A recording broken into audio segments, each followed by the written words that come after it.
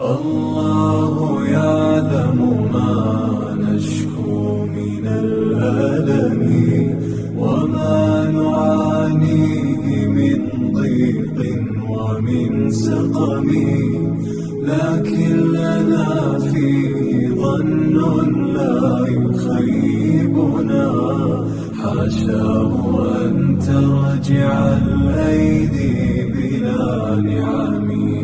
كم جاد من فضله قبل السؤال، وكم أعطى وأغنى بمحض الجود والكرم. الله يعلم ما نشكو من الألم وما نعاني